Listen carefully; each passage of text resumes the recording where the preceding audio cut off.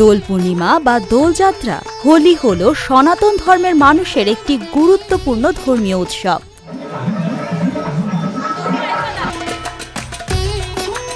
যা বসন্ত, প্রেম এবং রঙের উৎসব নামেও পরিচিত। এর মাধ্যমে রাধা কৃষ্ণের শাশ্বত ও ঐশ্বরিক প্রেম উদযাপন করা হয়। বাংলাদেশে উৎসবটি দোলযাত্রা বা দোল পূর্ণিমা নামেও পরিচিত।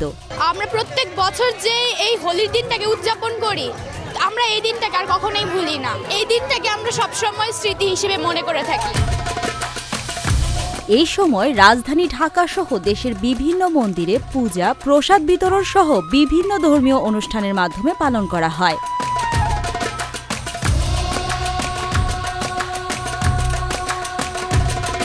সনাতন ধর্মের বিশ্বাস অনুযায়ী ফাল্গুনী পূর্ণিমা বা দোল পূর্ণিমার দিন বৃন্দাবনে শ্রীকৃষ্ণ আবির নিয়ে রাধিকা ও অন্যান্য গোপীগণের সাথে রং খেলায় মেতেছিলেন। সেই ঘটনা থেকে দোল উৎসবের উৎপত্তি।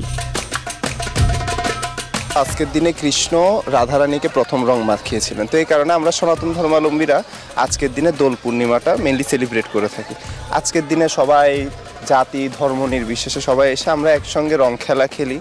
ঠাকুরের কাছে এই প্রার্থনা করি যাতে সবাই আমরা ভালো থাকি, সুস্থ সফলভাবে থাকি, এই আমাদের কামনা, আর কিছু না। রঙের এই উৎসব যতটা ধর্মীয় ততটাই সাংস্কৃতিক ও সামাজিক। দোলযাত্রার দিন সকালে রাধা কৃষ্ণের বিগ্রহের রং ও আবির মাখিয়ে পালন করা হয় মূল উৎসব। এরপর ভক্তরা আবির নিয়ে পরস্পরের রং খেলায় মেতে ওঠেন।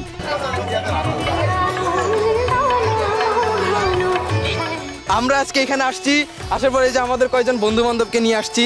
মানে প্রতি বছর আসে, মাঝে মধ্যে আসা হয় না, তো আজকে আসছি। তো আজকে মানে ফিলিংসটাই অন্যরকম। আজকে হ্যাপি হোলি, মানে সবাই আসছে, সবাইকে রং টং মাখাইতেছি। অসাধারণ, মানে এই দিনটার জন্য আমরা অপেক্ষা করে থাকি আর কি। তো প্রত্যেক বছরই চেষ্টা করি এই দিনটা পার্টিসিপেট করার জন্য। বর্তমান সময়ে হোলি খেলা হয়ে উঠেছে ধর্ম বর্ণ নির্বিশেষে সকলকে রাঙিয়ে দেওয়ার বাসন্তী উৎসব।